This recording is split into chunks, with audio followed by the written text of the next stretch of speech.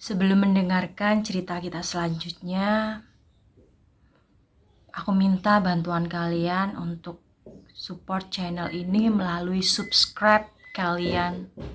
Karena subscribe kalian akan sangat membuat aku semangat dalam membuat video. Oke, aku tunggu 1, 2, 3, subscribe yuk.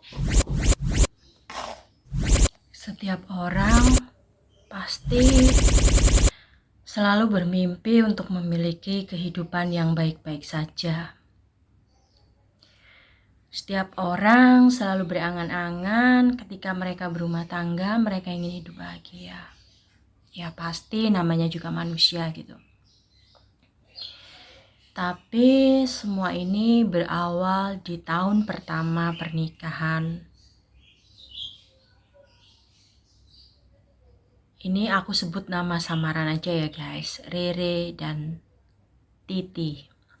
Rere dan Titi ini menikah udah setahun. Nah, Titi ini punya masa lalu yang ibaratnya itu masa lalunya kelam gitu. Dia pernah jatuh cinta dengan seorang wanita yang juga memiliki masa lalu kelam. Hubungan mereka berjalan sekitar 10 tahunan gitu loh. Titi memang sebelumnya sudah berumah tangga gitu ya. Tapi rumah tangga yang dengan istri pertamanya itu pernikahannya itu hancur karena istrinya ini selingkuh dengan orang lain gitu ya. Selingkuh dan menghasilkan 2 orang anak dari perselingkuhan itu. Tapi entah kenapa Titi begitu mencintainya. Namun lambat laun perselingkuhan istrinya itu makin lama makin membuat Titi tuh udah gitu merasa cukup gitu loh. Titi udah malu gitu loh. Titi udah malu karena teman-temannya itu selalu menggodanya gitu loh. Istrimu tuh loh dibawa orang, kamu kok diem aja, apa kamu niat menjual istrimu? Dan Titi ini merasa punya kedudukan di kantor itu. Dia merasa malu gitu loh dengan olok-olok temannya, meskipun itu bukan sekedar olok-olok tapi memang kenyataannya seperti itu. Bahkan istri Titi ini pulangnya selalu larut malam dengan alasan rapat, telat pulang karena diajak meeting dengan bosnya gitu. Sampai anak mereka kira-kira berumur, yang pertama berumur 7 tahun dan yang kedua berumur 6 tahun. Titi merasa sudah gak kuat lagi dan memutuskan untuk bercerai gitu loh ya. Dan waktu perceraian itu Titi juga bukan tidak memberikan apa-apa. Rumah serta sertifikat kepemilikannya diberikan kepada istrinya yang pertama ya, yang sudah diceraikan gitu loh. Tapi hubungan Titi dengan anak-anak si mantan ini tetap baik, tetap komunikasi rutin. Tapi entah kenapa, ketika Titi menginjak usia 1 tahun pernikahan, si mantan istri ini selalu meneror. Yang diteror itu bukan hanya Titi, tapi istri Titi yang baru ini. Waktu istri Titi mengandung, ya istri Titi yang Rere ini mengandung, kandungannya tuh disantet gitu loh, disantet sampai bayi yang ada dalam kandungan istrinya Titi ini sama sekali nggak bergerak gitu. Ketika di USG, dokter menyatakan, cuma herannya gitu loh ya, waktu dalam 2 hari itu Rere merasakan tidak ada yang bergerak dalam perutnya gitu loh, janinnya tidak bergerak gitu, tidak ada napas gitu kan. Seorang ibu itu kan punya apa ya, naluri yang begitu kuat ya karena kedekatan ibu dengan anak gitu loh ya. Nah akhirnya Rere ini mengutarakan kegelisahannya kepada Titi. Kenapa ya kok 2 hari ini kok bayiku kok rasanya nggak bernapas, kayak nggak bergerak gitu loh. Karena dia itu merasa gitu loh ya, seorang ibu itu kan waktu diajak ngobrol dalam kandungan itu tak ada pergerakan gitu loh ya, senyap gitu loh, nggak ada tendangan kaki apa-apa.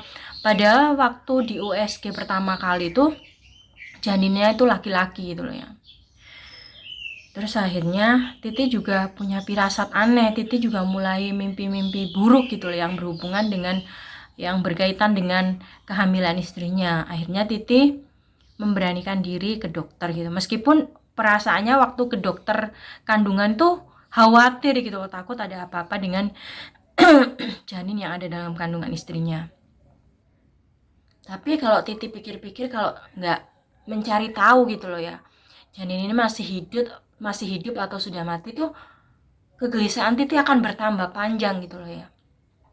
Akhirnya sampai di dokter menunggu giliran. Waktu itu gilirannya nomor karena saking antrinya ya, dia dapat giliran tuh waktu jam 10, padahal Titi sama istrinya itu sudah berada di situ mulai jam 7 malam ya. Dokternya memang prakteknya mulai jam 7 sampai jam pasien terakhir itu jam 12 gitu, udah stop. Pokoknya pasien terakhir pokoknya sampai jam 12 udah stop. Waktu di dokter juga, waktu istri Titi ini ke toilet gitu, dia melihat ada pendarahan di celana dalamnya gitu loh. Dia agak kaget gitu loh, takut bayi mereka ada apa-apa gitu loh. Waktu di toilet itu Rere agak lama gitu loh, dia kayak terguncang gitu loh. Dia menangis di toilet itu, menangis terseduh gitu. Dia merasakan getaran yang hebat gitu loh, tubuhnya gemetaran gitu loh. Dia merasa batinnya tuh kayak bayinya tuh nggak tertolong gitu loh. Namun dia berusaha menenangkan diri, ini bukan keputusan final gitu loh. Dokter belum mengakui kalau janin yang ada dalam perutnya itu sudah meninggal gitu, meskipun teror santet yang diarahkan ke janinnya itu bertubi-tubi gitu loh. Kayak perutnya terasa terbakar. Beberapa hari sebelum ke dokter itu perut Rere itu merasa kayak terbakar hebat, panas luar biasa, sampai Rere itu teriak-teriak kepanasan gitu loh, kayak orang dibakar gitu loh. Habis itu setelah Rere membenarkan bajunya, dia memegang handle pintu dengan gemetar tangannya itu.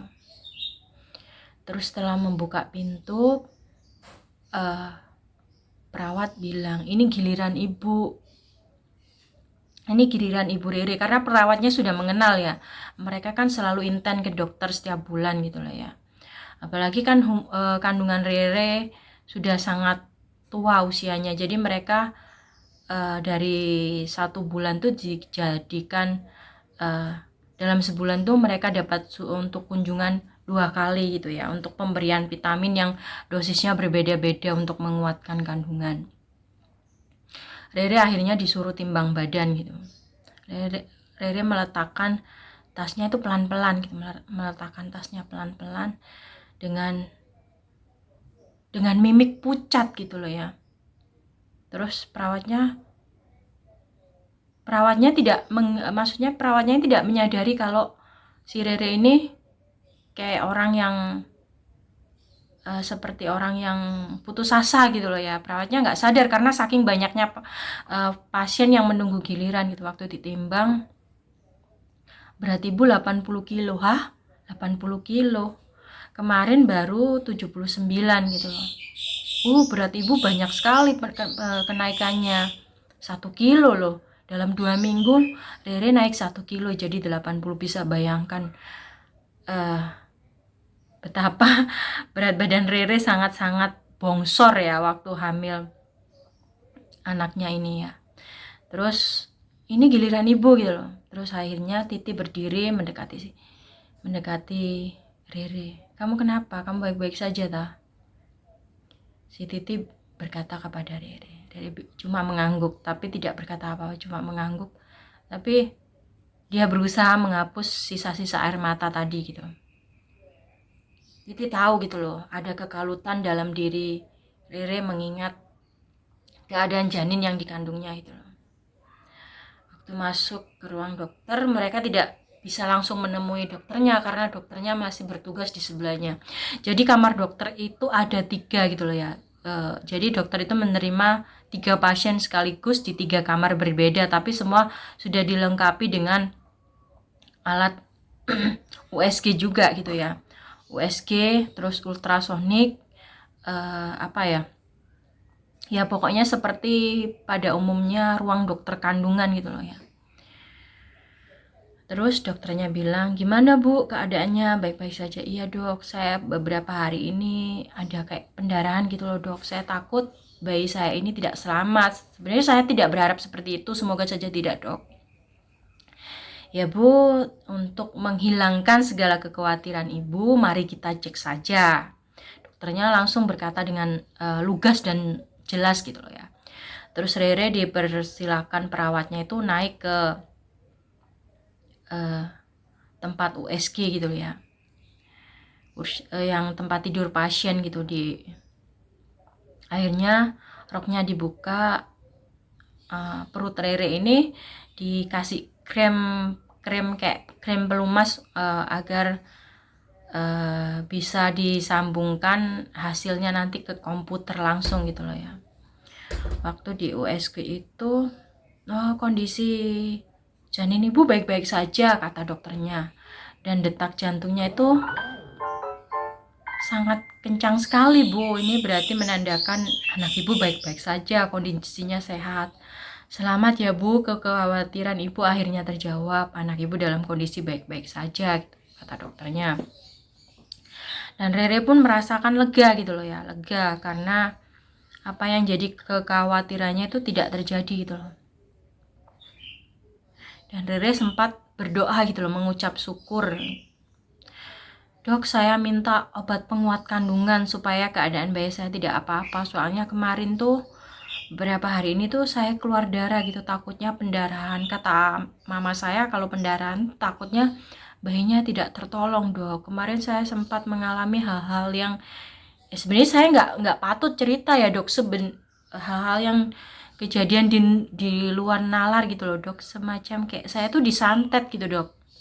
Ibu bisa saja gitu loh, soalnya saya merasakan perut saya terbakar dok. Iya sih sebenarnya kalau hal-hal seperti ini memang jarang sekali dialami pasien, tapi ya alangkah lebih baiknya ibu lebih menenangkan diri dan tidak lupa untuk selalu dekat sama yang maha kuasa ya bu. Ini nanti saya tambahkan pil penguat kandungan yang ekstra ya bu, agar kondisi janin ibu baik-baik saja dan makin nanti mendekati hari kelahirannya makin baik gitu loh, makin sehat juga. Akhirnya pulang dari dokter, Rere bisa bernapas lega gitu loh. Dia tidur seperti biasa, tapi entah kenapa dia dihantui mimpi buruk lagi. Dan lagi-lagi dia merasa seperti ada seorang wanita yang selalu membuntutinya, yang selalu mengelus-ngelus perutnya, dan kuku wanita itu terlihat hitam dan panjang dengan tawa yang cekikikan gitu lah. Akhirnya dia terbangun, dia tidak bisa tidur. Dia akhirnya membangunkan suaminya. Titi tahu gitu loh, suami istrinya ini pasti mimpi buruk gitu loh, mimpi buruk sekali. Kenapa kamu? Aku mimpi buruk lagi. Aku berharap sih secepatnya bisa lahiran gitu loh. Kalau bisa dipercepat, aku mau sesar aja deh. Kalau aku menunggu normal, aku takut aku sama bayiku nggak kuat lagi gitu loh, karena santet atau kiriman yang dilakukan oleh mantan istrinya Titi ini nggak ketulungan gitu loh, datangnya tuh bebarengan gitu loh, hampir tiap menit gitu ada aja kiriman santet yang datang ke Rere gitu loh ya, dialamatkan ke Rere gitu loh. Mulai muntah-muntah hebat, terus Rere ini jadi males ngapa-ngapain gitu loh. Terus juga sering kembung, perutnya itu sering kembung terus apa ya, kewanitaannya itu sering sakit gitu loh. Padahal selama mengalami masa kehamilan itu Titi maupun Rere sudah tidak lagi berhubungan suami istri. Mereka sudah berikrar gitu.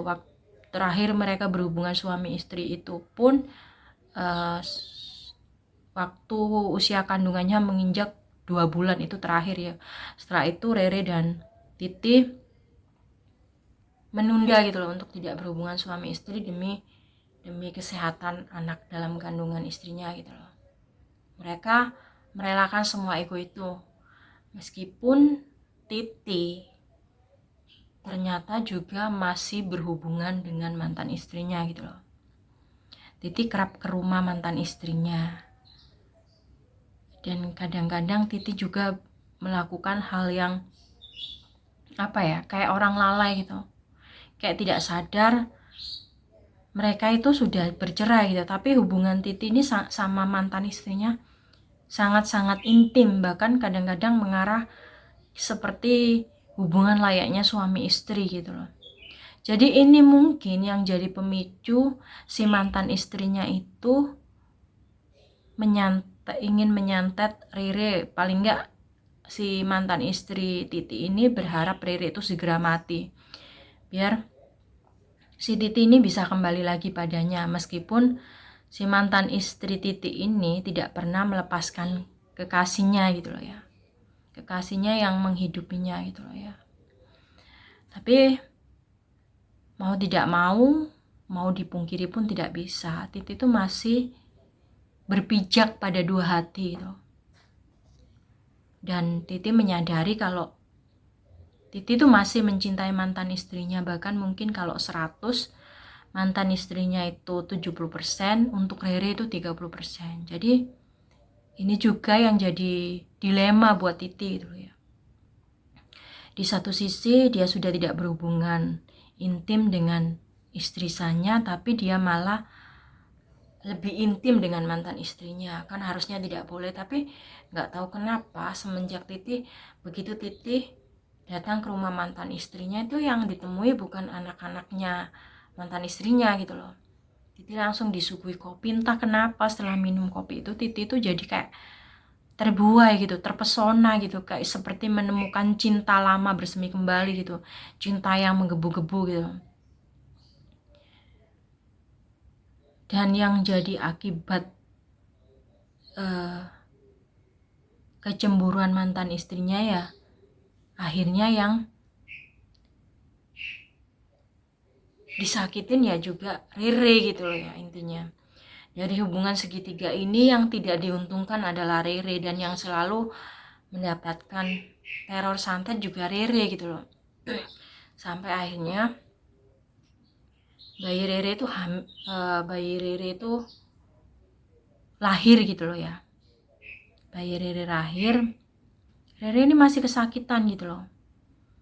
Badannya panas waktu habis melahirkan tuh, anaknya juga rewel gitu, anaknya juga aneh gitu, perutnya membuncit, teriak-teriak, nangis-nangis gitu, nangisnya kayak nangis kejer gitu, teriak-teriak gitu loh.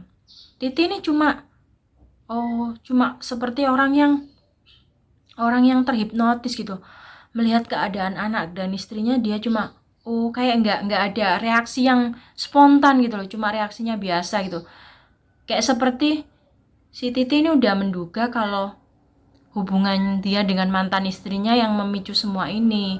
Jadi dia juga merasa bersalah. Jadi reaksinya juga tidak ada gregetnya sama sekali gitu loh. Jadi cuma membiarkan gitu aja, terus cari pengobatan alternatif gitu. Setelah diobati ke alternatif, ke orang pintar, si Rere ini keadaannya lebih baik gitu. Kondisi bayinya juga lebih baik. Itu pun cuma berselang 1-2 hari. Setelah itu balik lagi seperti itu keadaannya. Akhirnya titik terakhirnya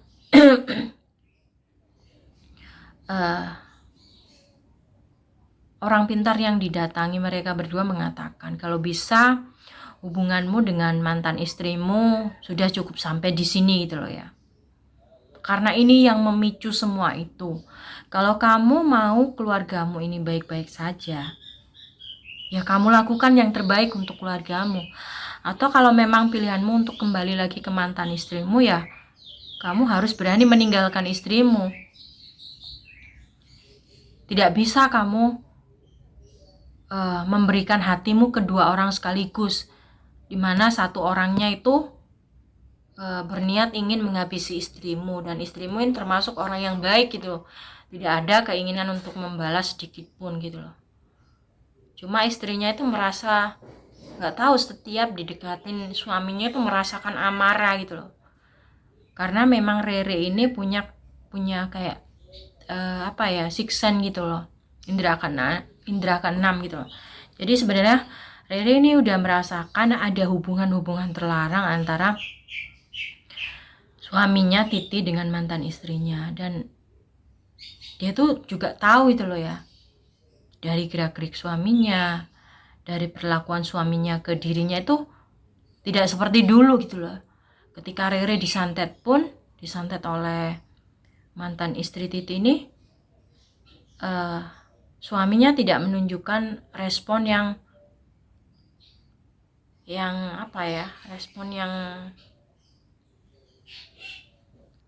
respon orang yang seperti bingung atau apa, biasa aja gitu, kayak lumrah gitu loh, kesedihan seperti itu kayak lumrah gitu. Jadi Rere pun ada keinginan untuk bercerai gitu loh ya, kalau seandainya memang Titi ini masih memberatkan hatinya pada mantannya.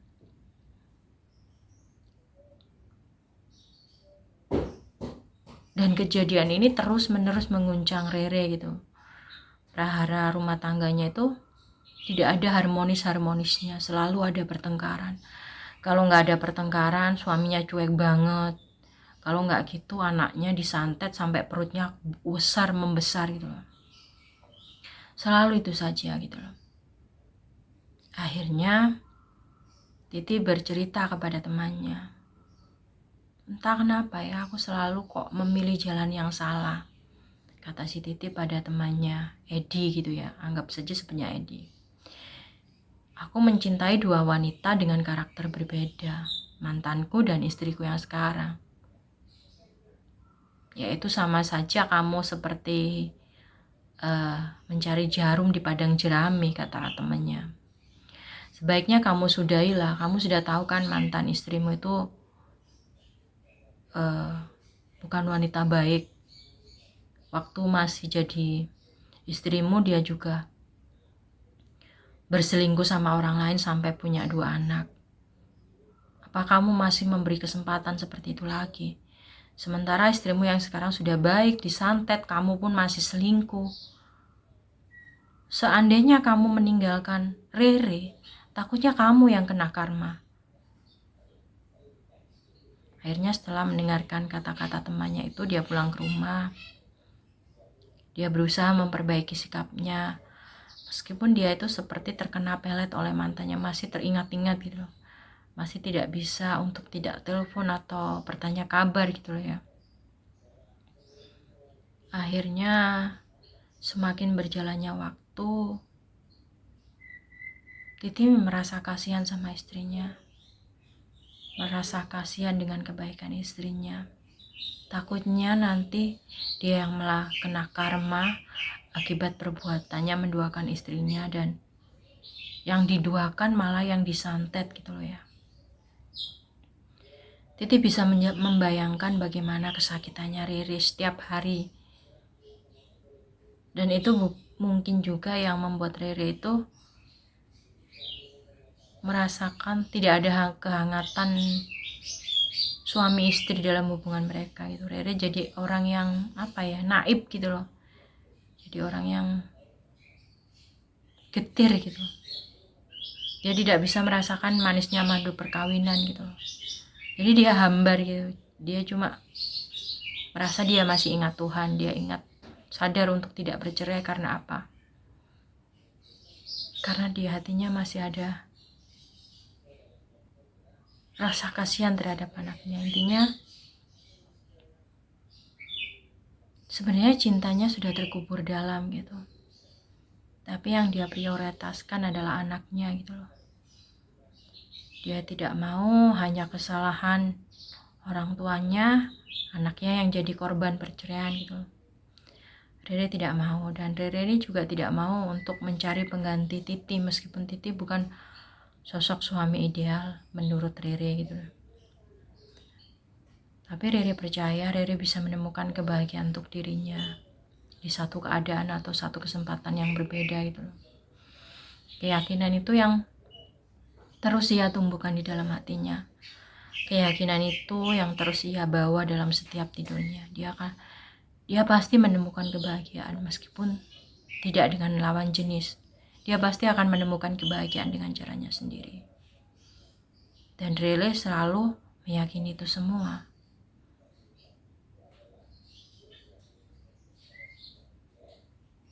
Dan santet pun masih terus meneror Rere. Tapi Rere tidak mau membalas itu semua. Rere yakin setiap orang jahat pasti akan menerima karmanya. Setiap orang berbuat baik, dia pasti akan menerima balasannya. Dan Rere selalu ingat pesan orang tuanya. Kejahatan jangan lantas dibalas dengan kejahatan, karena kita akan sama dengan orang yang berbuat jahat. Tapi biarlah kejahatan itu berlalu dengan sendirinya. Bukan kita yang akan menghentikan, tapi takdir melalui tangan Tuhan yang akan menghentikan. Dan Rere percaya semua itu. Rere juga berpikir untuk selalu mencari jalan untuk menemukan kebahagiaan untuk dirinya sendiri. Dan dia melupakan kemarahan juga, rasa amarahnya pada suaminya dan mantannya juga. Rere berusaha mengubur itu dan berusaha mencari jalan untuk menemukan kebahagiaannya dan menikmati hari-harinya sebagai seorang ibu. Karena mungkin ini sudah ditakdirkan Tuhan untuk Rere menjalani sesuatu dengan ikhlas dan kuat. Karena setiap manusia di dunia ini pasti mengalami cobaan yang mungkin tidak sama. Dan Rere selalu berdoa untuk kebaikannya, kebaikan keluarganya, kebaikan anaknya. Dan yang menguatkan Rere adalah anaknya. Cinta Rere pada anaknya begitu besar. Itu semua yang mengalahkan keinginannya untuk bercerai. Dan Rere meyakini suatu hari nanti dia akan pasti bahagia. Karena dia sudah ikhlas menerima jalannya takdir.